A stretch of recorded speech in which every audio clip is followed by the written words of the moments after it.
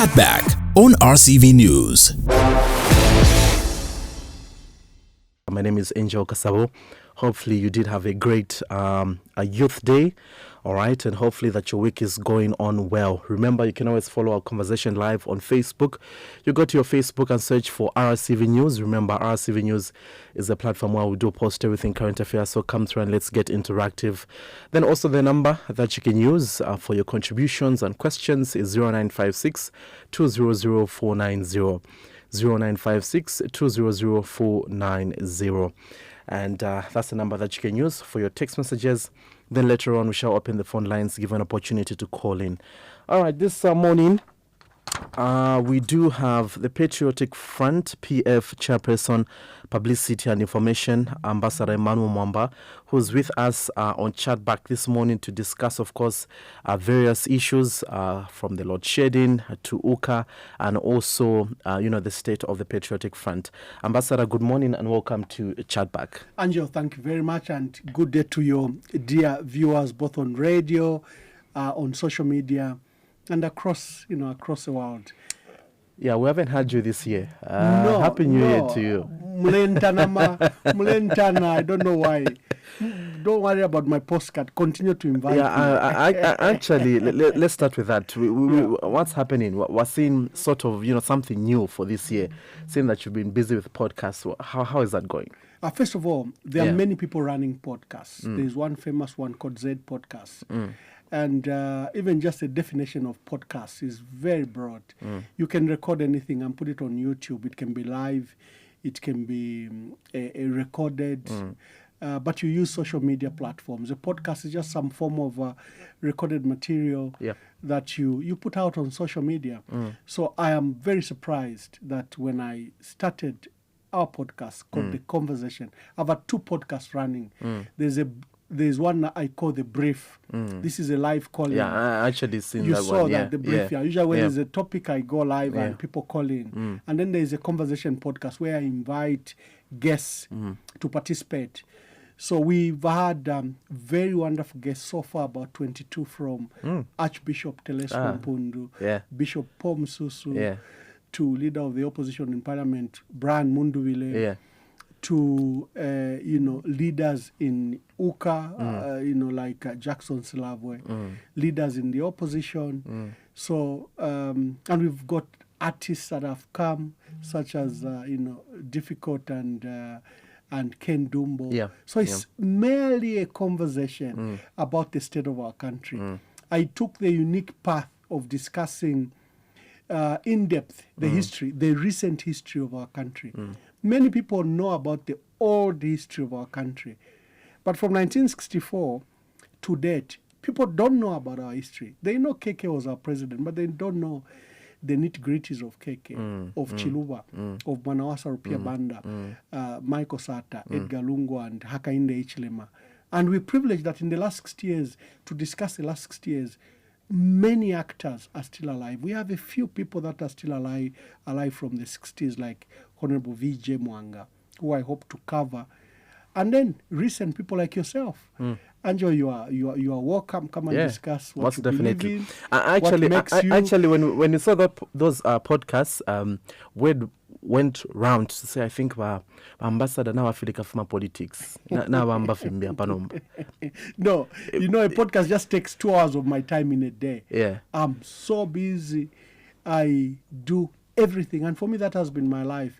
When I was ambassador, there are many things I did other than the work of the ambassador. When I was permanent secretary, I did a lot of things. So the work of the podcast doesn't take away my work as, for example, member of Central Committee of the Patriotic Front and chairperson for Information and Publicity. I still give interviews. I'm here.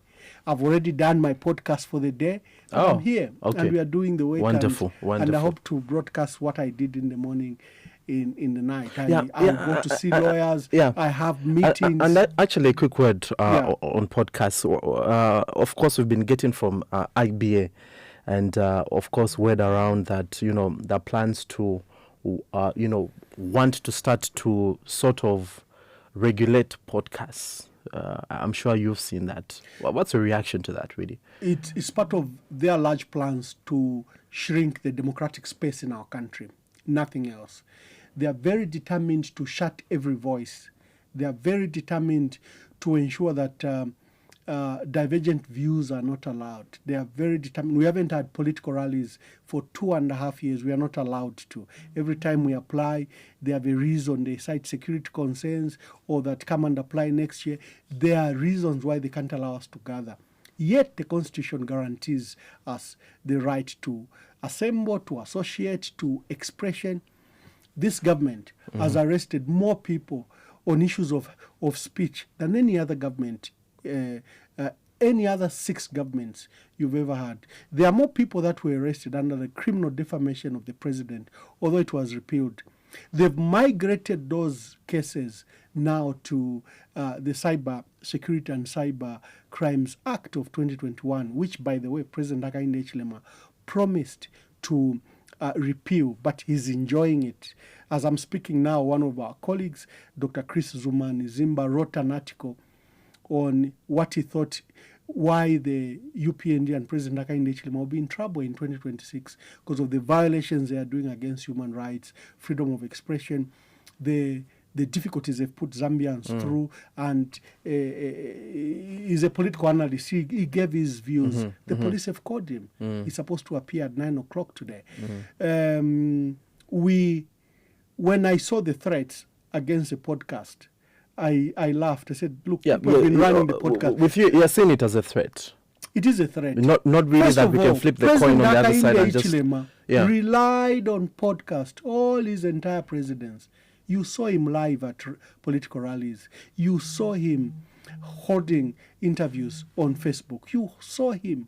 He used social media very extensively. So even if ZNBC couldn't cover him much, he knew he had an avenue of social media. What has gone wrong? Yeah, so according to you, you feel this, these are plans to want to silence, but we've seen that majority of the podcasts are not even political. Majority of them. There are very few. That's a trouble when you make a law targeting an individual. Emmanuel Mwamba is having uncomfortable discussions about this country. They do not want that. They want to regulate. I've read the IBA. So you think it's a direct attack on you? Clearly, and many will suffer. It's not just about me. If you ban podcasts, you want us to be licensed, to license conversations. Namubawa Kesa is that before you talk in the bar, you have to get a license from IBA. That's where it's going. If you are visiting me and you are coming to my home, they would rather that we are licensed in that conversation. It's a direct threat against the Constitution. Okay, and it's a very serious attack against our democracy. It should not be taken lightly. They could be targeting Emmanuel Mwamba, but the effect on our country will be erosion of our democracy and democratic space. Okay, we'll see how that pans out. Now, Ambassador, maybe for starters, yesterday we celebrated Youth Day, and as RCV News, we did a very nice news feature, and the topic of the news feature really was: is the future of Zambia safe in the hands of today's youth? That's the feature that we did. And we got, quite a number of responses from different people, starting from UNIP. We went as far as UNIP, just to understand where we're from, and also the assessment of today's youth, if they think today's youth are responsible to take over the affairs of the country in the future. Maybe coming from, the school of Ambassador, how would you respond to that? According to your observation, do you think Zambia's future is safe in the hands of today's youth? I'm worried, Angela. I'm worried about the state of our youth and the state of our country. Our youth are unemployed. It doesn't matter what education they have. It doesn't matter how many degrees or diplomas they have. The bulk of them are unemployed. There is no support for entrepreneurship and innovations. The jobs in the formal sector are so small. You have a population of 20.6 million, and the formal sector is about 1.1 million. So you literally have an adult population of those above the age of 16 that are in excess of 7-8 million. And the bulk of them are unemployed. You are sitting on a powder keg. The country can go to serious insecurity with that state of affairs.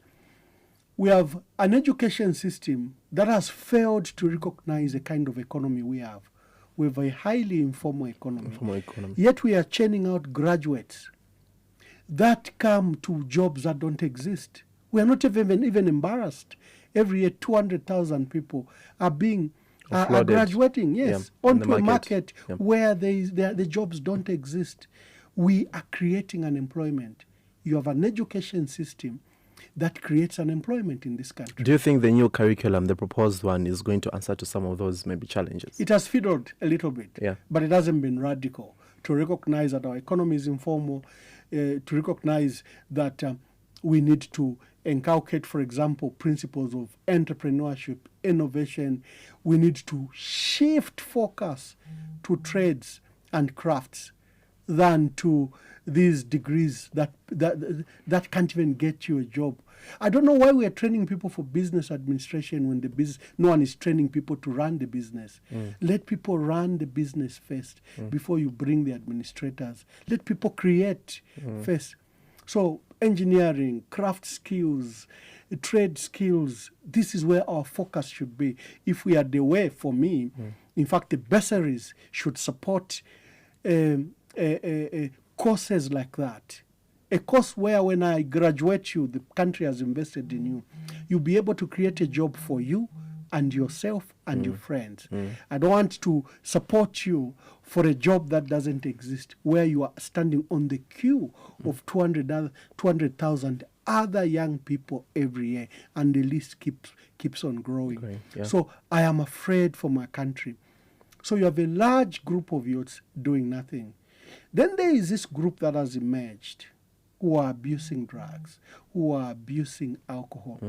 That worries me. It's like we are back to a China of 1949, where up to 80% of the population was hooked on drugs, on coca plants that they were growing in China, and you literally had to have a revolutionary approach to shift such a drunk, addicted population to production, to a work production. Hence the agricultural revolution in China. It was deliberate. You look at the state of our country, of your country, and you then design solutions that gets them off the drugs, gets them off the alcohol, make them productive. And another one that we also heard of, that's in the feature. I actually wished I made you listen to the feature. But there was also something that was prominent coming out from a majority of the people that were submitting to say, look, we feel today's youth are lazy. Do you think that's the truth? Or it's an unfair statement, it's an really, unfair on the youth assessment. Yeah. You are giving jobs to young people to be lawyers, and they can only be law firms. You are graduating 1,000 every year, and they're only limited law firms. If you are graduating 10,000 degree holders in business administration, and there are no businesses to run, becomes difficult. We are creating unemployment, like I said. If there is laziness, we have created it, because we've given young people these certificates, and they're asking, Ambassador Mwadishi, can you get me a job? There are no jobs. They're happening in the civil service, where, for example, President Hakainde Hichilema has recruited about 41,000 people in the health sector and education sector.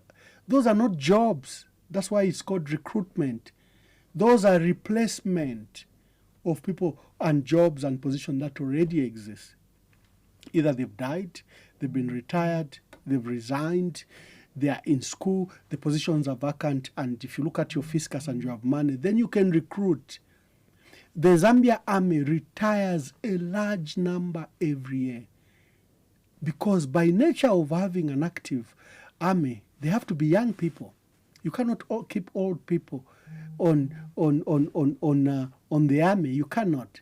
So every 7 years, you have to offload those that have done 7 years, and you bring in new ones. That's not new. That's not employment. That's recruitment. It's just recruitment. But when, for example, you invest in the agricultural sector, you invest in industries, you are creating wealth, you are creating jobs.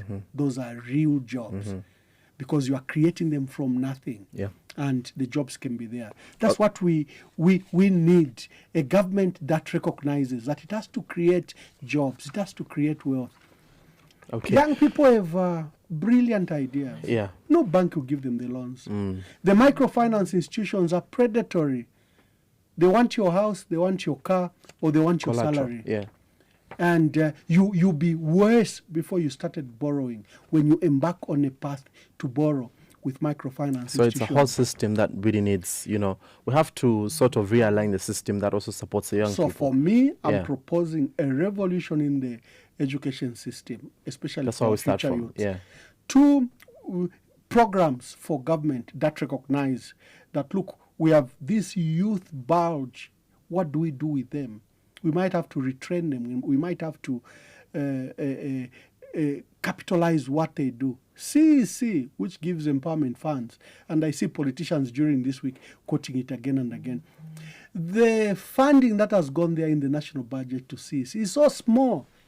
It can't change, it can't even create a dent on the number of young people that are unemployed. In fact, you're going to accuse CEC officials as being a PA for being civil servants that are undermining you, because you've given them very little.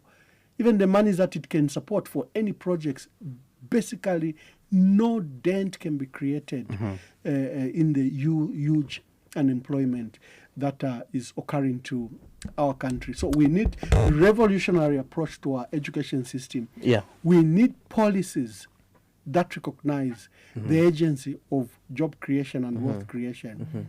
We need to support entrepreneurship and innovation. The businesses you will see, none of them got that education from school. They were trying and failing. Sadly, for me, it's the people that retire and think they can become businessmen, because they lose that money within 1 year, all of it. Yeah. Because to become a businessman, it's just not capital.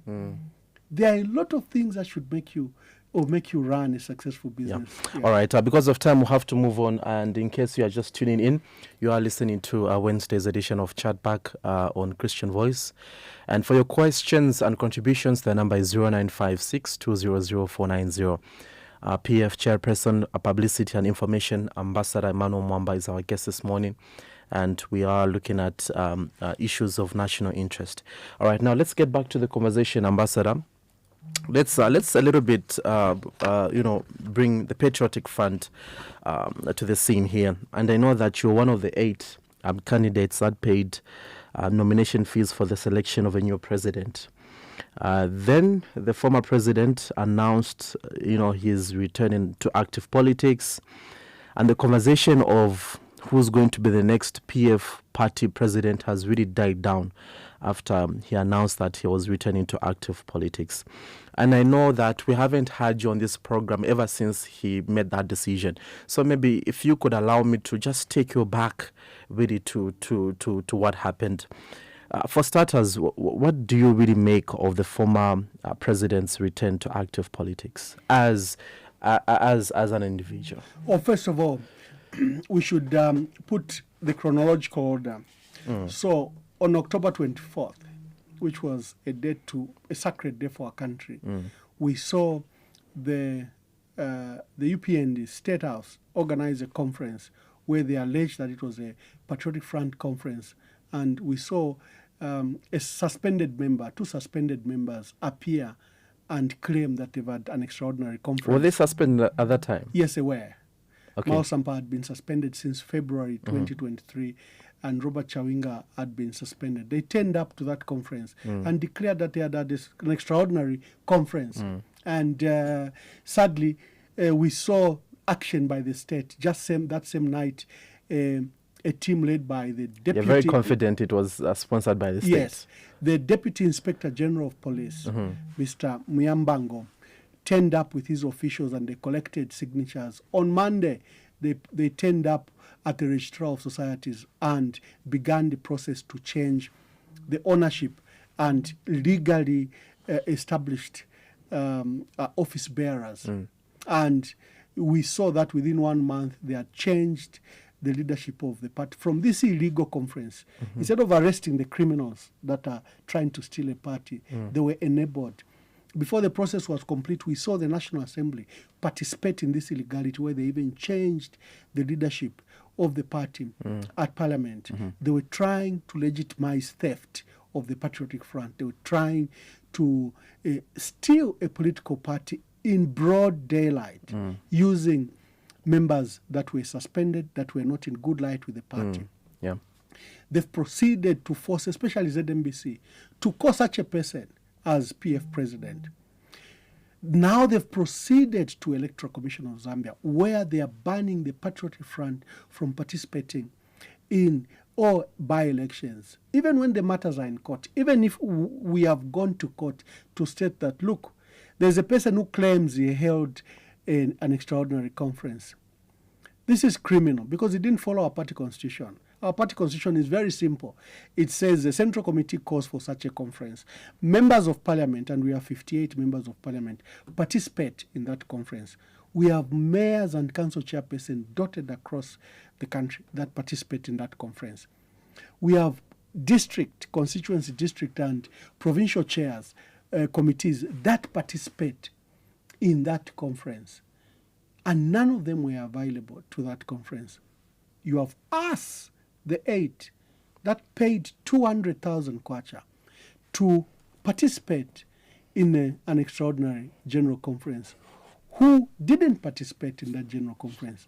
I, Chimbaka Mbwili, Brian Munduwile, GBM, Mtoto Kafwaya, Greyford Monde, the 8 of us are waiting for an extraordinary general conference. And someone seems to hold it's like you have a ticket for a Zambia-Senegal match. And you've lined up and you're at the stadium. You're waiting for Zambia to walk in and Senegal. Then you hear that they're at Woodlands. When your ticket is at Hero Stadium, FIFA says it to be at Hero Stadium. CAF says it to be at Hero Stadium. And the media is at Hero Stadium. Then you just hear from ZMBC that actually the match between Zambia and Senegal is taking place at Woodlands to an empty stadium. They just gather a few people. So what happened was an illegality. Just there, Ambassador, I'm now poised to really ask a question because of how you've explained how things are and how that you allege that this was sponsored by the state. But don't you think if we flip the coin on the other side, it really just showed how, as a Patriotic Front, you are not united? If at all it's true that it was sponsored by the state, does this now show that in the first place you're not a united party? Because if you are united, I doubt if there's anyone who can come and say, look, let's do this. No, we're actually united, and for us we're going to wait till this day to have the convention. There's disunity in the UPND. Look at the voice notes of their cadres, how they're blaming leaders, their greed and corruption, how they feel abandoned. Does it give me a right to go to Mulungushi and hold a conference and be elected as UPND president? Yeah, maybe the situation with the UPND is different. It's not different. Let's narrow it down to the Patriotic Front. I've never seen a political party that doesn't have issues. All political parties have issues. Yeah, issues could be there, but being united is a different thing. That's why you have the Constitution that resolves issues. And we were on a path to have an extraordinary general conference. Whatever the delays, whatever the issues, you can't use those weaknesses to then come and hijack and commit illegalities, commit crimes. Because a husband and wife are fighting in the home, it doesn't give you room to walk in and steal their television set. That is a crime. No, because they were not even watching the TV. So therefore I took advantage and stole the TV. No. Yes, PF could have had problems, but it didn't give UPND and President Hakainde Hichilema an opportunity to destroy the largest opposition party in Zambia. Let's fast forward it now. So all that happens. So that happened, then now 4 days later, you saw then President Edgar Lungu say he's very disturbed. The things that have occurred in the Patriotic Front have not been simple issues of intra-party differences. This is not an issue between Mao Sampa and the Patriotic Front. No, this is an attack on democracy. The PF is the largest opposition party in the country, and you have the meddling and interference and abuse of the law, abuse of State House, abuse of those offices to then attempt to steal the Patriotic Front. It's that's what he said when he returned to politics. He says, I've come to fight for democracy. I've come to ensure that our democracy is preserved. Remember, we've discussed this. He was on leave. He had written a letter of resignation to cabinet office and to the party. The party rejected his resignation and gave him one single mandate. Mr. President, when we are ready to have a conference, we want you to come and hand over. So it wasn't really him who said, look, hold on. It was the party that told him. It's a party. We're not yet ready to go to the Central Committee rejected his request. Do you at times regret as a Central Committee to say, look, we wish we had this convention earlier? Maybe all these things that are happening were not going to happen. No, we shouldn't regret. So you don't regret? The weaknesses in the party doesn't give opportunity or legitimacy by President Hakainde Hichilema and the UPND then to attack and try to destroy the Patriotic Front. We recognize their problems. We never attack the UPND. We know there are issues in there. There are issues. They're even discussing if President Hakainde Hichilema should even be the president for 2026 as their presidential candidate. They recognize that he has failed, and he has failed so lamentably that he might be a candidate. He might be a poor candidate, and he might even lose them elections. Are we going to engineer, us as the opposition, engineer a convention in the UPND and give them another president? No. Maybe it's because we hope that as far as those issues we hope there, that democracy in their party will thrive. Yeah. That those voices will be listened to. We hope that they'll go to conference. You know what, Ambassador? These are the conversations that are really there on the street. Say, look, we don't even know why the Patriotic Front are blaming the UPND of, sponsoring, according to the PF, of sponsoring these, conventions and whatnot, when they had all the time to have all these meetings and choose the next party leader. So why is the blame on the UPND really? It's called blaming the victim. Is it possible to? It's called blaming the victim. So UPND, but how does how do you allow UPND to come through surely and have a convention? Very simple. It's called blaming the victim. She has been raped because she wore a miniskirt.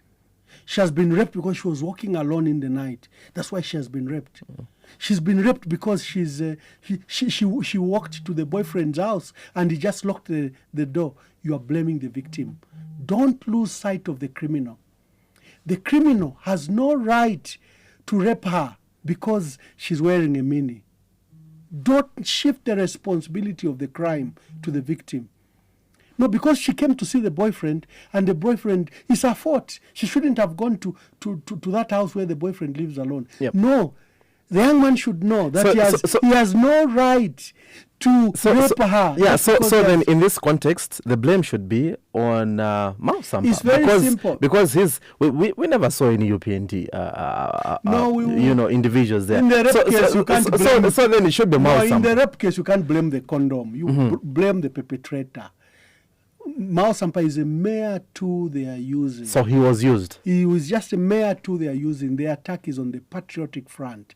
Their attack is to destroy the Patriotic Front. Okay. They started by arresting us. They started us by stopping us from holding rallies. They tried to infiltrate us until everything they've been doing is to attempt to destroy the Patriotic Front. Let's now go to the question, because for me, my interest really is because after that decision was made, he returned into active politics according to reasons that you have given. We all know the reasons. But then the question is, you that paid that 200,000 kwacha, how did that make you feel? Because already conversations. The race is on. I don't know why you are putting it like so the race is still on. The race is on. Conversations. We are still waiting for an extraordinary general conference. We hope that these matters we are dealing with can be resolved in court. We hope that the court can, as soon as we have our day in court, the court will establish, because we have a constitution. The constitution stipulates how you can hold a general conference. And what happened is not a general conference. It's a total illegality. When we go to court, the entire fraud driven by the state will be exposed. And the party will be returned to right for honors. And we candidates. And we hope that we'll have our day in it with our members. Yeah, if and as an individual ambassador, if they want President Edgar Lungu, yeah, we will support that. The decision of our people. How is that going to make you feel? Because I know, at the end of the day, you had that dream to lead the Patriotic Front and maybe see your name one day on the ballot. How is that going to make you feel? There are 10 people that start on a 100-meter dash. 10 people. Only one wins. Only one wins. It doesn't mean that the one who has won, the others should now feel very bad. It simply means you must have to work harder. You must have to wait for your opportunity. You may have to recognize a leader that is better than you. You play that role. You go back to training. Another opportunity rises. You hope that on the starting block you'll be the best.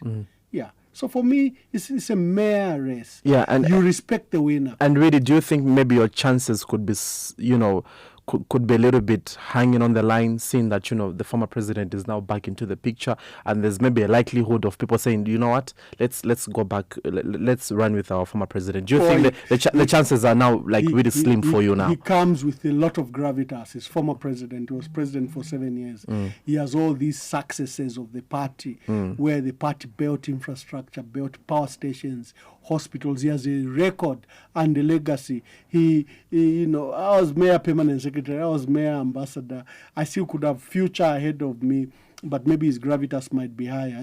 Like I'm saying, when you are on the starting blocks, you assess yourself. But at least I'm on the starting block. Yeah, you're still there. Yes, I'm on the starting now, block. Ambassador, let me tell you how complicated this now becomes. Yeah. Because I know you're there, but also the ultimate dream is to one day lead the country. You want to be president at the end of it. Yes. Okay, fine. Let's do this. President Hakainde tried 7 times. He tried 7 times. Yeah. So I don't want to try as many times as he did, because that means he lacks strategy.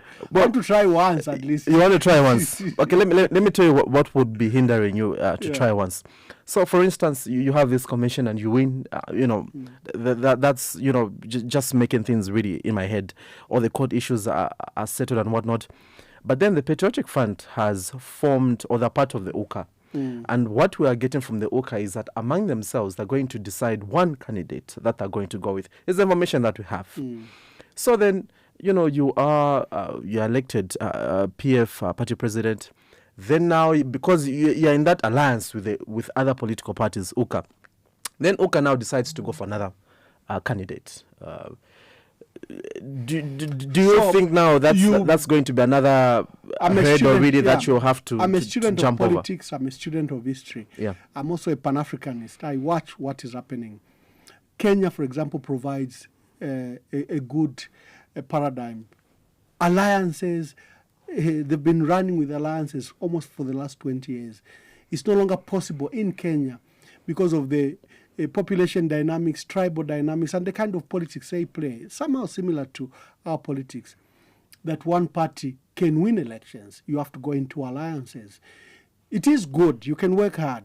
Like President Michael Sada demonstrated that he could win elections alone. He didn't participate in an alliance in 2006. He went it all alone and he nearly won that election and became the largest opposition party. 2011, his alliance with UPND fell off.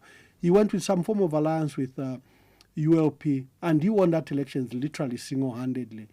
UPND went with an alliance, so-called UPND alliance. So we need to appreciate that our type of politics could be gravitating towards the opposition uniting. If you look at, for example, the by-elections that took place, the opposition had 60-70%, and UPND only had 30-40%. If the opposition had one candidate, they would have won these by-elections. But each political party was taking out something from their participation. So alliances are real. Alliances have to be embraced. As we cure the way of our political parties, they are provincial, they are regional in nature, they are tribal in nature. When we cure that issue, then it will be easier for a political party to be on its own to win,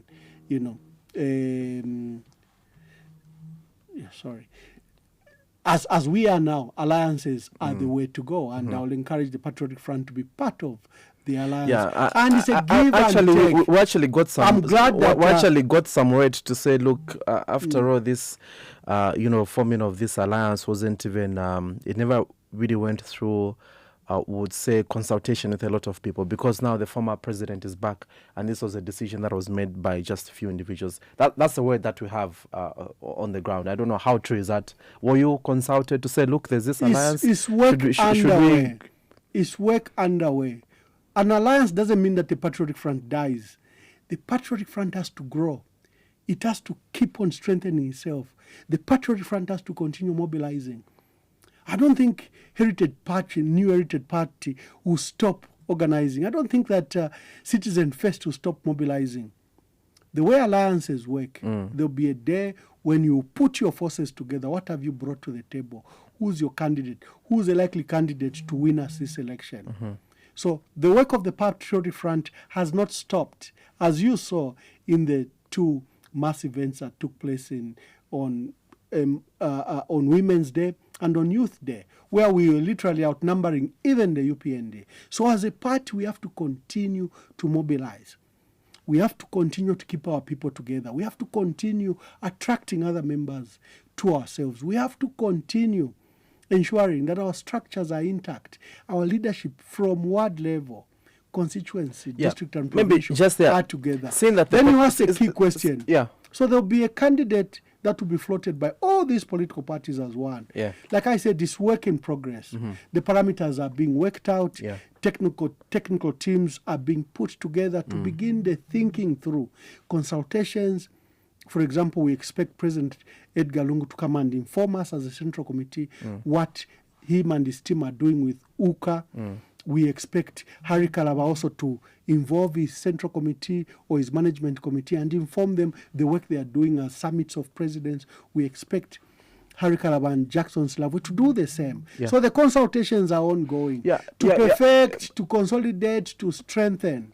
Also, the question and would remember, they are still recruiting. Saying that the Patriotic Front is the largest political party in the UCA, how easy is it going to be for the Patriotic Front to accept another candidate that's not going to be selected from your party? That's why I gave the Kenyan model. It doesn't matter how large your party is. If you have a candidate that can win you an election, you support them. Go for it. They may not be from a political party. They may be from other political parties. Sometimes you even import a candidate amongst yourself. You said, guys, we are 10 of us, but we think that one, who's not even our member, can win us elections. You have to be that dynamic. Of you 8 candidates that paid nomination fees for being the next PF president, is this something that you said, okay, fine, this is what's on the table, let's go with it? No. This is evolving. Remember, our primary duty now is to fight to get back the Patriotic Front from the thieves that have stolen it. We want to expose the crimes that have been committed by people that have abused their offices, whether at Ministry of Home Affairs, Ministry of at Parliament, at State House. We want to ensure that the Patriotic Front is back to its rightful owners, and we'll continue to mobilize as we demonstrated on Women's Day and Youth Day. And you're really confident that UCA come 2026 is going to work out? What I know is that Zambians have made a decision that President Hakainde Hichilema is not a good candidate, is literally a danger to our country. There is that acceptance by Zambians. They are looking for alternatives. The alternative may come from the opposition or may come from UPND, because even UPND is having this discussion. Now I'm going to have mdalo oyu ubufi bwafula ama promises yakwe. Look, he said Milimi will be at 50 kwacha. Milimi now is at 350. He said fertilizer will be at 250. Fertilizer it's 1,000. He's a bad candidate for them. He said that fuel will be at 12 kwacha. Fuel is at 30 kwacha, 34 kwacha. He said that the exchange rate will not go beyond 12 kwacha within 24 hours when he becomes president. The exchange rate is racing. It's now hovering way above 25 all the time. President Hakainde Hichilema is such a bad candidate even for the UPND.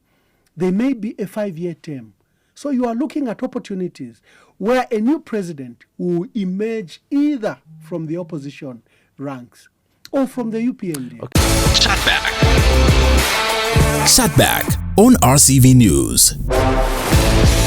In case you are just tuning in, you haven't missed much. We are now into the second hour of the program. And our guest this morning is PF Chairperson, Publicity and Information, Ambassador Emmanuel Mwamba. He's with us this morning to look at issues affecting, of course, the nation. And remember, for your contribution, the number is 0956 200 490. And also, just a reminder that we are live on Facebook. For Facebook, you can go to the search, icon and type RCV News. Remember, RCV News is a platform where we do post everything current affairs. So come through and let's get interactive. All right, Ambassador, two quick questions really on the Patriotic Front before we now get to look at other issues. The first one really is, I've just been following the by-elections that we've had, ward by-elections, and we've seen that the Patriotic Front really on paper looks like, they're struggling. They haven't, even in areas that you would perceive or say these are strong words for the Patriotic Front, we've seen that they haven't been able to win. And then in some ward by-elections, we've actually seen that the former ruling party has even failed to field in a candidate for those ward by-elections. Maybe if you could just bring us, to light what's really happening, what's the issue there, especially in ward by-elections that you failed to field in a candidate. First of all, the last by-elections, over 15, we've not been allowed to participate. So how do you judge our strength when we are not allowed to participate? Who's not allowing you to participate? This is the Electoral Commission of Zambia issued a notice that they only allow the document signed by Mwamba, an illegal person. They say is the one that has been recognized by Registrar of Society, an illegality at Registrar of Societies. And we've taken these matters in court. We thought that these institutions should not participate in illegalities, but they are at the forefront of perpetuating this. And in the history of our country, ward by-elections are never even signed. The certificate is never even signed by the President or Secretary General. But they made it a rule that, first of all, because they knew that the PF would have Edgar Lungu and Raphael Nakachinda to sign those documents. Because they want this illegal person to be signing, they want to be signing. So they made that rule so that we are excluded from the by-elections. Yeah. So you cannot assess our assessment when we are not part of. So that's been the challenge there. It's been an illegality, okay, a threat, an attack on our constitution and our various freedoms as a political party. Matters are in court. Yeah. We've told court this is an illegality, but they've allowed. When we say this is a state house project, where even a judge doesn't give you an injunction, you've said the thief has stolen a TV. They're saying, no, wait until the process is complete. And you can see the thief enjoying the TV and watching, even on the TV, celebrating. You, the owner of the TV, can't even watch the TV. You are telling the court and the police, look, he's even watching on my TV. They're saying, no, the matters are in court. So first of all, we have not been granted an injunction to stop the lawlessness of this thief and what he's doing with the Patriotic Front. Okay, now we are actually getting the two members of parliament. That's Anthony Kasandwe of Bangweulu constituency and his Milanzi counterpart, Melesiana Chiwe, have resigned from the Patriotic Front. They haven't. So again, it was created by this lawless leader who's not a member of the Patriotic Front. They haven't resigned. They haven't. Where have they resigned? Did you see any letter? You haven't received any letter? They haven't resigned. So... Because this news item was carried out on various social media platforms. So there's propaganda. There's propaganda. Mwamba has written to our members of parliament that they should contribute to his party because he says he's masquerading as PF leader. So he says, because I am PF leader, you members of parliament, you have to contribute 5,000 kwacha to my party. And the MPs have said, no, who are you? The party has leadership. It has central committee. It has a liaison committee, parliament and central committee. The party has structures with the MPs. You are not our president. Matters are in court. Even if President Hakainde Hichilema Maneli Mutu have recognized you, we don't recognize you. Because we as PF, we know how a party holds its conferences. And if you want to be PF leader, wait. The matters are in court. He cites some fake constitutional provision in our party that because you have refused to contribute, therefore you have resigned. And sadly, ZMBC, which is being used as a tool of propaganda by State House, carries that news, embarrassing our committee, our members of parliament that have resigned because they have failed to contribute that 5,000 kwacha that Mwamba wants from them. We encourage our MPs to remember matters are in court, to remember as MPs, they even know how our party establishes leadership. They shouldn't submit to this illegality. Ambassador, are we going to... We still hold it that the leader of the opposition in parliament is Brian Munduvile. We still hold it that our whip is Stephen Kampiong. Whatever Nelly Muti is doing and whatever State House are doing. Ever since that convention happened last year in October, has the PF leadership, yourself, maybe the Deputy Secretary General, and even the President himself, have you had any plans of maybe meeting one-on-one with Mr. Sampa to try and iron out issues outside court? Have you tried to do that so that, for the betterment of democracy? Because at the end of the day, we need the opposition. The opposition form, democracy and, checks and balances for the sake of harmony and peace, really. Because from what we're seeing is, your party seems to be breaking away and falling away. So for the sake of that, have you maybe contemplated of saying, look, let's call Mr. Sampa, let's sit down, and let's iron out these issues? So every time there's a coup in any country, the question that arises is the issue of, dialogue. That can you now engage in dialogue with the coup plotters? If they've succeeded, if they've failed, you throw them in jail. If they've succeeded, they have instruments of power. And sometimes it places you in a difficult environment. You have two choices. You can refuse to recognize them, or you can again begin engagement. You are illegal. You've conducted the coup against the will of the people and against the will of the Constitution. Can we have fresh elections maybe in the next 6 months or 18 months? It's one of the mechanisms. For me, standing here, I would not shut out doors, whether we are totally refusing to acknowledge Mao Sampa. Like any coup leader, you say he's illegal. Or you say, look, we are helpless. This so-called coup leader is claiming he's a chief of the armed forces. Maybe let's engage him. Because now his army and the police are brutalizing our people, are killing our people. Maybe let's engage him. So for me, whatever the party will decide, for me personally, and especially as a diplomat, I'm amenable. Whether we refuse to recognize... Have you ever talked to Mr. Sampa really after all this? Just in your personal, your individual capacity? Have you ever, he likes every time I issue a statement, he will send me his views on my inbox. He will criticize my statement. So actually you guys have been talking? No, we haven't been talking, but he likes. So like here I'm on radio. I've expressed myself very strongly. He's probably going to... I wrote something on my page about the illegalities happening at the Pan-African Parliament, where he's part of the perpetrators of the illegalities at the Pan-African Parliament. And he sent me text. No, you are just supporting a foreigner. I don't know who he thinks I was supporting. Look, I was at the African Union. I know how processes are done. So when he sends you those, what's your response to him?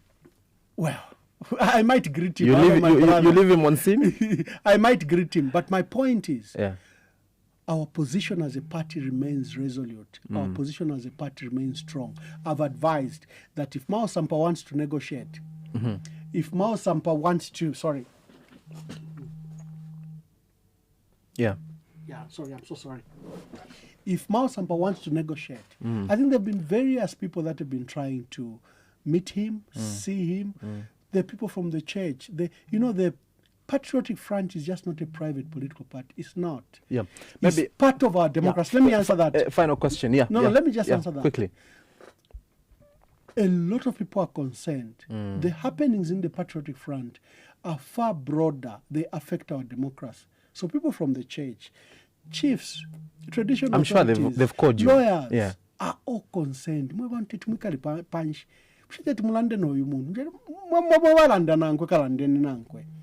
Because it's like telling, a thief has stolen my TV and I should go and negotiate for the return of my TV. When the police should do that job and when the courts should do that So job. it's actually him to come and No, it's just a want to difficult seek process. audience. I don't want to shut any door. Yeah. If in his conscious small sample, what he has done, he knows where he can go. He can ask his lawyers to negotiate with us.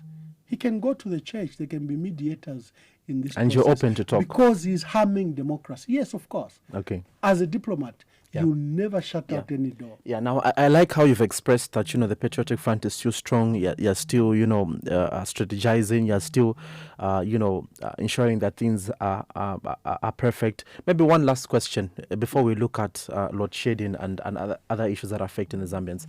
Maybe one would want to find out really, to say, look, prior to 2021, something that upsetted the Zambians really is this issue of cadreism. From 2021 to today, I'm sure you've done your postmortem and you've put things in order. What strategy really do you have for cadres, especially if you are voted back into power in 2022? What would be those strategies that you would have to ensure that they do not upset the people once more? First of all, it's sad that we are being load-shedded as a country. We don't need to. We don't need to. We don't need to have load-shedding. My question was on the cadres, Ambassador. I'm coming to that. Okay. Because I want to demonstrate that there are things that were done right, there are things that were done wrong. The issues of cadres and cadres having powers, cadres storming police stations, cadres storming radio stations, cadres harassing travelers should never reoccur in our country. That's an attack on democracy. And we've apologized for those mistakes. We've repeatedly said the Patriotic Front is on its path to rebrand itself and rebuild itself. We are very, very determined. Have you rebranded though? Or you're still in the process? No, we have to a large extent. You have rebranded. Yeah, it's a process. It never ends. Well, the rebranding then is complicated because then there's all these factions, Because one was thinking, I mean, if you rebranded, everything should be smooth sail, but it looks like maybe you're yet to rebrand. Because we have internal and external factors. The external factor is President Hakainde Hichilema, who's keen to destroy the opposition. We have internal factors that we have to deal with. Accept that we lost elections, accept that we have to rebuild ourselves, accept that we have to do things differently than we did in the past. Embrace the successes that we did. I said load shedding should be a thing of the past. Yeah, for 10 years. Let's start with load shedding. The PF invested in power stations. We found, generation capacity at 1,600 megawatts. We ramped it up to 3,500 megawatts. Our national consumption at peak, when all your stoves, all your TVs are on, everything is on, is 2,200. Every time we have excess of over 1,100 megawatts. So we shouldn't have load shedding. But why do we have load shedding? Because ZESCO has signed agreements to export power to Tanzania, to Malawi, to Botswana, to Namibia, and the DRC. And when we have excess, we throw it in what is called the Southern Africa power pool. That is the reason we have load shedding. In fact, Kariba Dam can work at its minimum optimum. It produces 1,100 megawatts. And with low water levels, it can produce just 250. This country will still have power. Are you sure, because Ambassador? 250? Because already you're telling us that the peak is 2,200. Yeah. Your generation capacity is 3,500. Yes. Yeah. So if you look at the power stations, look at it, there's 120 megawatts. 3,500 megawatts is also inclusive of Kariba when it's at peak, yes, isn't it? Yes. Yeah, but Kariba is not at peak, so it cannot be 3,500. So I'm saying, even if you remove Kariba production, the generation capacity of Kariba, we still can have power in this country. So the generation at Kariba, the when generation from other stations, we can have power in our country. Without Kariba? Yes, we can. Are you sure, Ambassador? Let's go through it. Yeah, let's go through it. Take me through it, yeah. Kafio Gorge, you have 750. Iteji. Is this lower? Yeah. Lower, Kafue lower is 750. Kafue higher is how much? I don't really have the numbers here. Check, you can Google. I think it's 450. And those are not affected like the Kariba Dam because they use gorges. You just need very little water to run the power stations. If you have Iteji, and even the power we are buying from Mwamba Colliery is 300 megawatts, then you begin to go to all our small mini hydros. You will find that we beat 2,200. Yeah, but Kariba is not shut down completely. Kariba produces 1,100. It's producing between 300 to 450 because of the water levels. But the power we have, if we didn't commit to exports, is enough to power this country, and wouldn't have. You will just have some load management, not load shedding to the extent of 8 hours. So the reason we have load shedding is exports. Yeah. And we are telling ZESCO that during critical times like this, you can suspend the exports. You can reduce the exports. Yeah, Ambassador, this is not the first time that the country has had a load shedding, and we usually see this, every time there's poor rainfall, every time there are low inflows coming into Kariba, we usually experience this. This hasn't happened, of course, with the UPND. Even in the Patriotic Front, we had such a situation. Even way back, we've had these situations. But do you think it's fair to say, and when we all know the reason, because according to ZESCO, the number one, P1, they've said, look, we're in this situation because of the low inflows coming in at Kariba. In as much as we may have Iteji, Kafue Goch, but Kariba is sort of our main. That's why we're getting, so much, that's why we're generating so much power from. There's been low inflows, and they actually acknowledged, said, look, because of trade, yes, these exports have been happening, but we're going to claw back. We're going to ensure that not everything goes out. So we're going to withhold some of these deals that we've made. Do you think do you think really it's still fair to say it's because of the exports while we're having load shedding? Yeah, it is. Even when we've seen that we've had, the dry spells that have been experienced across the country. Yeah, let us be very clear. Yeah. There's short-term measures that we need to do, and medium and long-term measures. The short-term measure is stop the exports. You can reduce exports. Yeah, so if you are exporting 1,100 megawatts, maybe reduce them to 200 and ration 50 here to Tanzania, 50 there for them to DRC to run their mines. Share. Yeah. Share around. Yeah, but just Ambassador, you've been privileged to be in these situations. You know how difficult. You just cannot say, okay, because we've got a dry spell, so we're cutting off this deal. We cannot. These things are processes. Don't you think that maybe there are signed issues? I've never seen a contract that doesn't have issues like that. You should have exit clauses.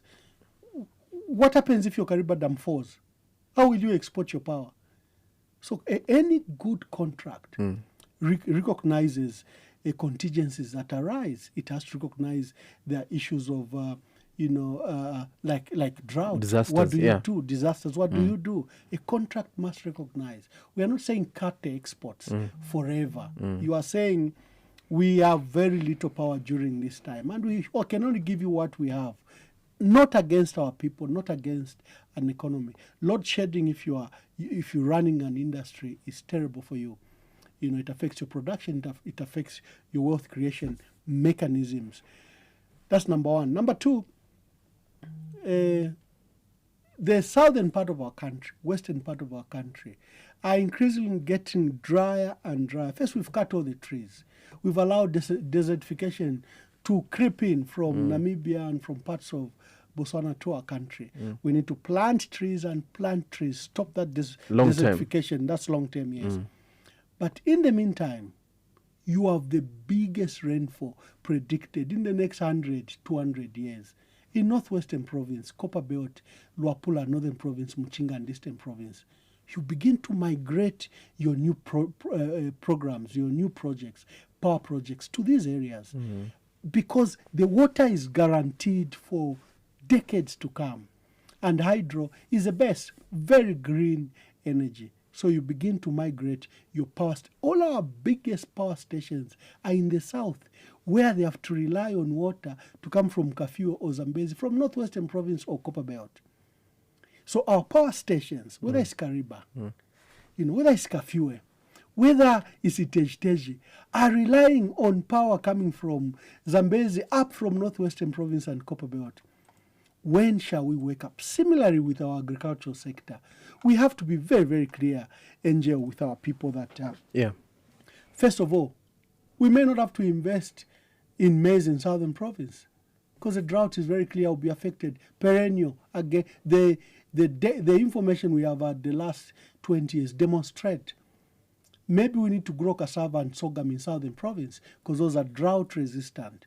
We just have to wake up that we cannot grow. Even if you grow maize in Southern and Western Province, you will not get the yield per hectare like you would where the rains are. So we need as a country just to have this uncomfortable dialogue. The power stations are in the south, the water is not in the south.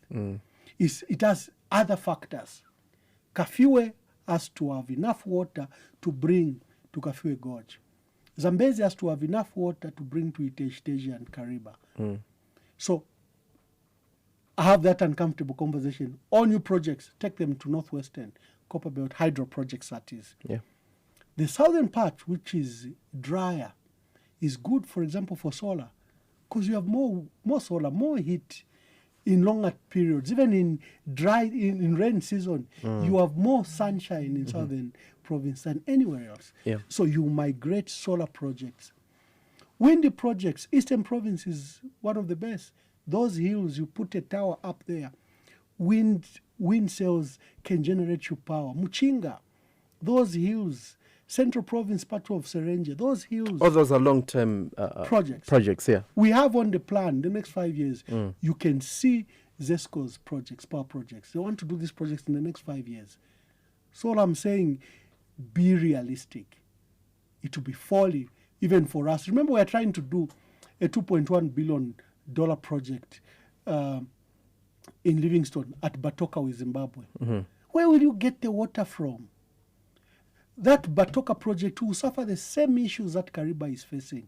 Do you need to put the $2.1 billion project of Batoka dam and hydro project in Livingstone? Are you sure? Where is Livingstone getting its water from? From Zambezi. Where is Zambezi getting its water from? From Northwestern Province, where you have your largest mines in the world, who are cutting trees at a rapid rate. They are reclaiming land, they are turning it into a desert because that's what mining does. And then you want to put up a $2.1 billion project in Livingstone, same issues with Kariba, so that you only have power access within 3 to 6 months of the year. Is that a critical investment? But imagine you put that big project on Wapula, which feeds the largest water body in the largest river in Africa, Congo River. Imagine you put that on Chambeshi.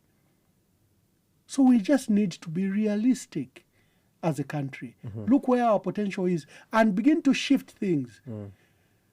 When I was permanent secretary in Western Province, they'll bring all these bags of fertilizer and the yield was poor. And I would say, Western Province, where I am here, when the floods recede, I can grow more fruits and vegetables and feed literally the entire Southern Province. Why doesn't my Ministry of Agriculture invest in that fertile soils when the rivers, in the basins when the river recedes? Why don't we grow rice in Western Province? Yeah, parts of Kaoma have, you can grow maize. It's like Central Province, like Mwamba. But you may not grow maize in Skongo, in Kalavo, in Sesheke. We need to have this realistic debate. So similarly, the load shedding is totally unnecessary. I insist, production, we don't have much industries. We have excess power, which we are exporting. Indeni for our fuel. We've decided to make Indeni for finished products. And just there, I know you've said it's not necessary, but don't you think now this is it's now unfair to blame it on the current government, seeing that I like how you've given these long-term projects. It means that we haven't been doing this for the longest time as a nation. So don't you feel that, this load shedding, yes, it has come, it's unnecessary, but we cannot really blame it on the UPND because there's all this so much that we should have been doing as a country that we haven't done. The PF upgraded all mini hydros, whether it's Lunzua used to produce 0 point something, it's at 15 megawatts. Chishimba, Lusiwashi in Central Province, Musonda Falls, these were producing 0.8 megawatts, 1 megawatts, 2 megawatts, 5 megawatts. Their minimum 15. The PF invested in the largest hydropower station project in Southern Africa, the Kariba. The Kafue Gorge Lower, 750 megawatts. Itejteji, a partnership with, Tata, 120 megawatts. The PF did what we are talking about. They just didn't issue good-sounding speeches. The PF built hospitals. The PF built airports. The PF just didn't speak. They delivered. Any president who came after the PF, whether it was a PF president or any other, who will have the best economy. But this man is failing in all flanks. He has... Look, power was at 1,600 megawatts. He has power at 3,500 megawatts. Yeah, Just a minute. I know, it's a huge debate because then if you are going to put it out there, then I'm also going to bring out to their defense. They said, the PF did all this, but they left debt. Yeah. Debt that is not sustainable. That's according to government. They said, yes, they did all these things, but there's debt. Okay. So then it's another different whole conversation. Let me answer. No, it's a good question. We can have. Yeah. Me, I believe in uncomfortable conversations. Yeah, I don't believe in smooth conversation. I believe in uncomfortable conversation.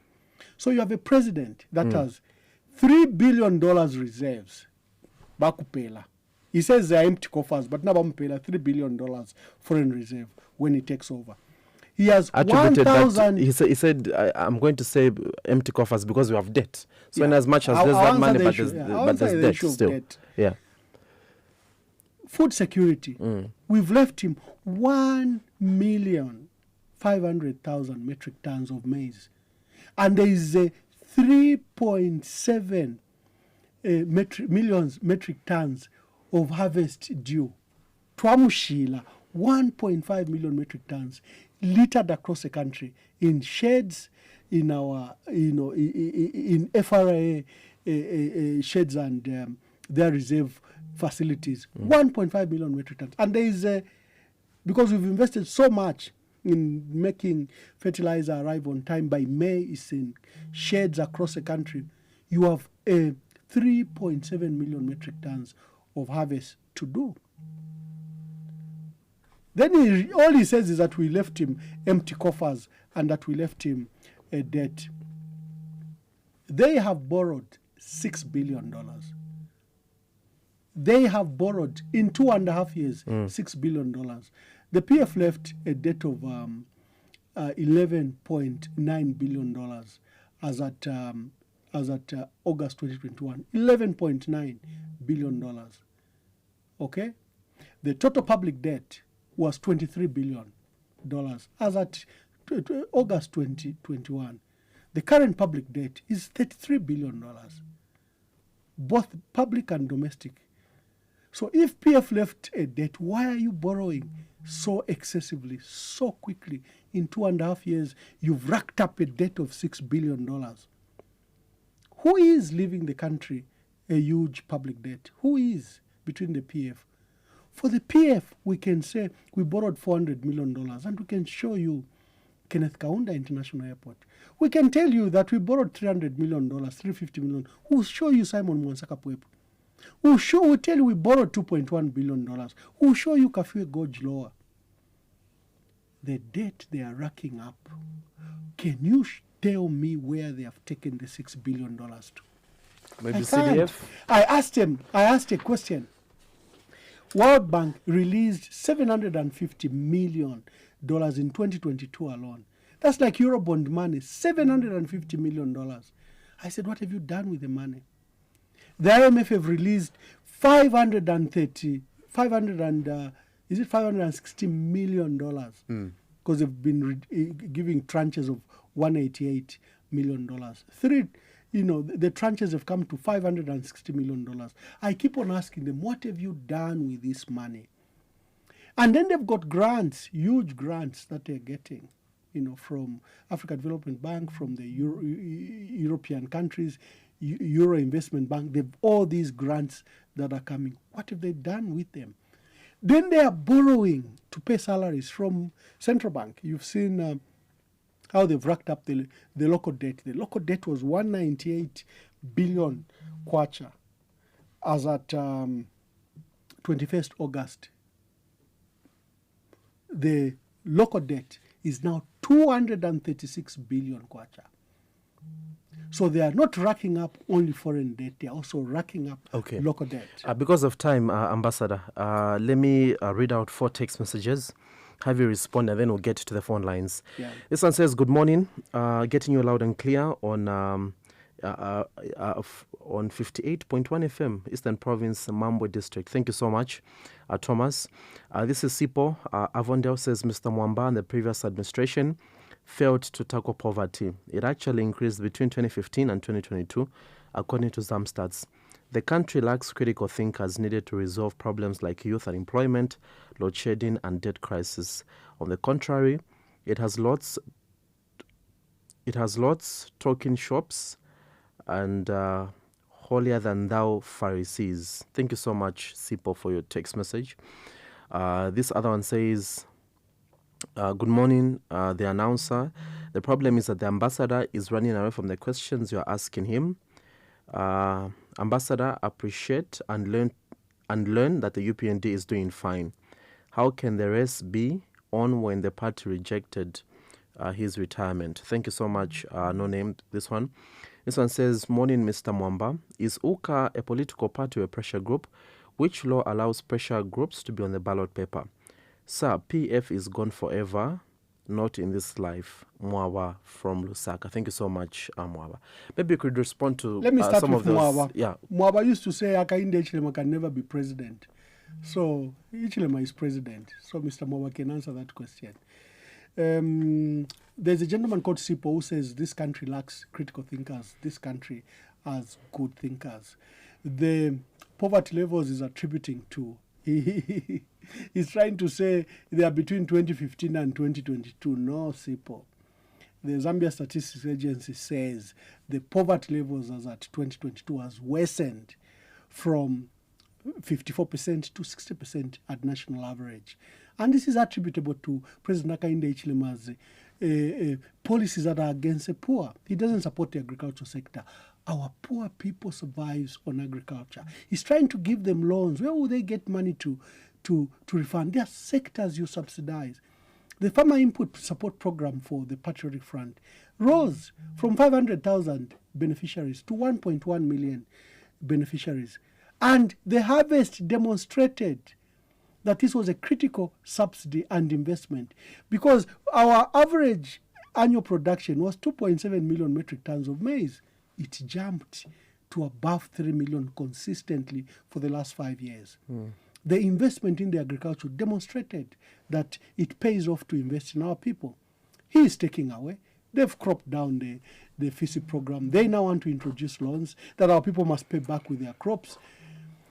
Is policies that benefit the rich. You take away critical domestic revenue for our people. Critical. You have an economy in 2019 earning $1.1 billion from the mining sector. 2020, $1.1 billion from the mining sector. 2021, $1.1 billion from the mining sector. Now we are earning $300 million from the mining sector because you've given them subsidies. And now you have ZRA harassing our small and medium enterprises. To cover up for this huge hole, his decision to exempt the mines from these taxes that they should be paying. So you have a president who has made the country poorer. You have a president who has made the country more poor than he found it. The cost of living, the highest we've ever seen in the last 30, 40 years. A family of 5 requires 10,000 kwacha. This is just on food and groceries, nothing else. This is before they pay school fees. This is before they pay for health. This is before they do other things. They need 10,000 kwacha. What are the salaries of our ordinary people? The maid gets 1,500. How many people does she keep? Now, one to 500 kwacha. They don't even pay them the minimum wage. How much are our people in industries getting? 2,000 kwacha. Yet they have a wife and children. Where will they get the 10,000 kwacha to survive? And someone wants me to come on this program and say President Hakainde Hichilema is doing a good job. How is he doing a good job when his policies are affecting our poor? Mwamba also asked about if UKA is a pressure group or a political party. UDA in 2006, I'm a student of politics, was registered as a pressure group. The MMD registered it as a pressure group. It comprised FDD, UPND, and UNIP. But when they stood for elections, they stood as individual political parties. So UPND, although it was part of UDA, went to stand as UPND. So it can be a pressure group and it can be a political party. So the opportunities are there. And the leadership in UKA are exploring both opportunities. Okay. Do we register it as a pressure group the way UDA was registered in 2006? Or do we register it as a new political parties where these political parties, what happens to them? Do they dissolve themselves? Yeah. Or then they create the alliance figure called UKA? Will the PF feature its candidates in parliamentary elections, or it will be UKA? So there are all those dynamics, and I would like to encourage him just to keep on watching the space, because I think there is thinking being done about all these opportunities. We're remaining 15 minutes. Let's squeeze in our callers. Good morning. You are through to the program. Hello. Your name and where are you calling us from? Wash Precious. Yes, very quickly, Wash Precious. Mr. Mwamba mwashibuke kama mwambeni. Mwauka bwanji mwashibukeni. Ubuchushwe kabweka kuno ku kitwe. Mkwaye. Mr. Mwamba, there could be violence ya chike mailo. Kuchipato sailo katika. Mwala na kushana mwala tashani protect abantu wa youth ba PF. Because ba PF bala pokumwa. I think bala wachitabonze file matemo okukwa. Then kushana last year kuno kunsakile land about sakile. Okwaina wa Christopher Kangombe. Wa Christopher Kangombe kwa bishesi hapa abali kwa UPND. Kwa di violence hapa i konsana. Then ba PF wa bali chenika. Ukishoma alatu wali kuleka posti and then tana support ya mashiwa alandeba membe. Kwa bati mure chitali mure sataki na imwe mpachita mure protect. I think maybe Mr. Mwamba if ngabo mbaso kwamba kuchita protect kwebene because we mora kwati kwentungusha mure ta protect abantu bene because abengi bala ipaswa itala iweta eko na ba ipende abantu ukuma wansure. All right, thank you so much for your contribution. Let's try to squeeze in as many callers as we can. Good morning. You're through to your program. Good morning. This is Aaron Nyirenda from Chaifa. Yes, Mr. Nyirenda, go ahead with the contribution. Mr. Emmanuel Mwamba, how are you? I'm very well, thank you, my brother. I'm fine. Let me begin with to say that Mr. Mwamba, you are the chief propagandist that this country has ever produced. Mwilantuka ya malandeni ama issues mwilantuka. Just say the issues. It's not an insult. Mwilantuka inesha suminishe. I refuse to be abused. Let me no, but I refuse to be abused. I always refuse to be abused. So much. You are sending so much. I refuse to be abused.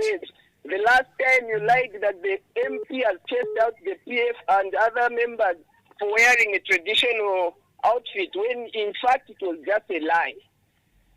Okay? So you should stop these lies, Mr. Mwamba. You are so much a chief propaganda. You don't know how to tell the truth. You don't know how to tell the truth. Stop these lies. Learn to speak the truth, Mr. Mwamba. Otherwise, lying will not bring you back to power. The people voted PF out because PF was so much violent. The people of Zambia voted PF out because we never wanted leaders of Mwamba Mwivala, Aria Mwivala. No, we never wanted such leaders. So this issue of lying so much you should stop because you will never go anywhere. And stop putting in UPND. That is the reason that Mwamba is doing all this? Because at first, it was your part which called for people to pay 200,000 kwacha. If you knew that Mr. Lungu never went on a break or whatever you guys did, then you shouldn't have called the people to pay. Otherwise, if Mr. Lungu knew that he was still active in politics but just on break, he wasn't supposed to be getting those retirement benefits. That's what we call obtaining things by false pretense. You see, so even when you are out of power, you still don't change as PF. You still do the things that you used to do. And for your information, you have to know that Mr. Lungu's immunity is not active right now. The fact that he's no longer the president, the crimes that he commits now, he will be liable to be arrested. Just like you. What type of leaders can we call you? All right. Someone who Mr. Nyarenda, thank you so much. I He's think a propagandist to you. Thank you so much. All right. Thank you so much. So, Angela, I would like to advise you that I don't like to be abused on air. Yeah. And you shouldn't allow people to abuse us. Okay, we should have civil conversation. Yes. When people insult your guests, protect your guests. Yeah, actually. But I'd like to tell him. But maybe before you get to that, and I just maybe trying to read in between the lines, because we thought that you're here. Maybe he may not be the only one with maybe a similar maybe thought. So then maybe it also gives you an opportunity just to clear out the air. If at all you're not the only one that, if at all is not the only one that has those similar thoughts to you. Is that okay? It's a very dangerous path to tread. Yeah. Everything he has said applies to his president. Okay. Let's get more That's callers. what the country talks about. Who lies? Who is a non-liar in this country? Good morning. You're through to the program. So unless he wishes to be civil in the conversation. Okay. Hello. Good morning. You're through to the program. Yes. How are you? Very well. Your name and where are you calling us from? Nina from 15 years. I'm Mwashibukeni, ambassador. Hello, Mwakabwanji, Mwashibukeni. Now, not just be strong politics like that. I just feel bad about that young man who called before I called. Yes, thank you. Anyway, yeah, the thing that I love PF so much, I voted for Balungu, and I'm happy what His Excellency, the sixth president, what he left. The infrastructure, I'm so happy. And I'm happy that Ambassador touched about salaries. I'm a secretary of salaries, about 122. So I'd like to encourage the President Balungu that they will and the team, please. They should look up about salaries and security. Then from there, Ambassador, before I hang up, because I'm looking at time, I think the reason why we're going through this hardship because that MP that dollar is high because of KCM. And the Mupani. Is it Mupani open or not? Reopen or not? I end here. All right. Thank you so much for your contribution, Nina. Let's get the last caller. Good morning. You are through to the program. Yes, morning. How are you? Very well. Your name and where are you calling us from? You are talking to Washmagi. Yes, Washmagi. Yes. Quickly point out is that the PF was this standing now is two functions. But the fact is that Ambassador Mwamba, if you want to know, who is now, what is the name which is at the Legislative Society, and who is the Chief Whip in the Parliament, called Chavinga, and the Morgan Ngona, called the Secretary General. So, you know what happened after Sata died? There was two functions again. We saw Guy Scotty escorting the same currently so-called illegal, but we know that is Mwamba. And he also had Galungu, another group. So, so this time, I think forget it just from Uka. So the president now is, we are aware that even the Legislative Society recognized and the National Assembly recognized Chavinga. Thank you very much. All right, thank you so much. So Angela, let me start with your indulgence, the last one. Oh, okay. Please. Just the last one. Let's see how good morning, you're through to the program. Hello. Yes, your name and where are you calling us from? Good morning, Wangeo. Yes, your name and where are you calling us from? Washmalan. Yes, Washmalan. Mr. Mwamba. Very well, Washmalani. How are you? Mr. Mwamba, what is kuna vantu wale chula. Ba ni doni bali pensala. Umuntu wa manu. Kulonso mwina zambo wa torusi. Alingili akondema. Unga bwali kwero mutengo kunga mwana abantu wale chula. Tonga chakwe bati support no. Abantu wale chula kwandi. Wefeni. Amena Zambia imekanje yena mwana yashuka. Umuntu she ala tropa ni so muntu. ngachakweba kuti muntu akwate mpya nilitanya kuti muntu musibomu nje ni bantu wachakwata enani aba bakainde mwandi ekataneni sivonse opposition kafuko muteko ngatampunje ko muteko abantu bakafa kuntara mukwaina tobe. Okay, thank you so much for your contribution. Ambassador, we'll give you an opportunity to respond to some of those concerns that came through. Yeah, first, a caller that was abusing me. I was saying that everything he says applies to his president. Zambians have recognized that he said that millimil will be at 50 kwacha, millimil is at 350. He says millimil fuel will be at 12 kwacha, fuel is at 34 kwacha. That electricity will be cheap, that the cost of living will be lower, the price of cooking oil. To Pamela, he said he would end them. So for that call, I would like to shift everything he said about me to his president. Because if there's anyone who is deemed, to have failed to deliver on his promises, failed to honor his own word, it is his president. So you're shifting the abuse to the president? No, I'm not shifting. I'm very careful even in the words, remaining a diplomat. So I've invited him to shift everything he said to him, because the record is very clear about President Hakainde Hichilema. The last one, who was said before the lady, says he's so afraid for our country that unless we have a new government, this government will put our country asunder because of how people are suffering, how people are failing to afford just ordinary life and ordinary food. The lady talked about KCM and Mopani. We are not happy with the decisions that have been made. We warned them, don't give this back to Vedanta. Vedanta is a rogue investor. They have a poor record. They were in our country for 20 years. They never paid taxes. They abused our workers. They didn't pay them contractors. They racked up a huge debt of $1.5 billion at the time. And we warned, this is not an investor to give. And then the investor itself was in trouble with his global empire, where they had taken up, I think, a debt, is it of $9 billion from the bond market, and they are struggling. And as soon as he had the announcement that he had taken over Zambia, he's tried to shore up the assets of KCM to honor his debt obligation internationally. So it was a big miss to give Vedanta back. There are many investors that would have been glad to invest in KCM. It's one of our largest mines. That's even considering all the paperwork that was involved, maybe all the legal issues. What legal issues? If an investor is bad, you chase them. This is our resources. This is our country. I don't know why our people are very apologetic. I don't know what kind of leadership we have that think that because he's an investor, you can't chase him. He's abusing your people. He's not paying his debts. He's engaged in mining activities that are degrading your assets. These assets belong to our people. They are Zambian assets. Why are you afraid to make a decision? Because of legal issues, you get your best lawyers to attend to the legal issues. No matter how long they take. You begin to mine. What stops you from mining? What stops you from giving it to another, even to giving it to ZCCM? Even when things are in court? It doesn't matter. Does life stop? Do people stop going for work because they are divorcing? Do they just wait until the court matter ends? But the marriage, maybe if it's divorce, maybe there's some separation there. Yes, but you have to ensure that your life is, you go for work, that the children are taken care of, that you are healthy yourself. Those mines could be run. Mopani, again, we are not happy.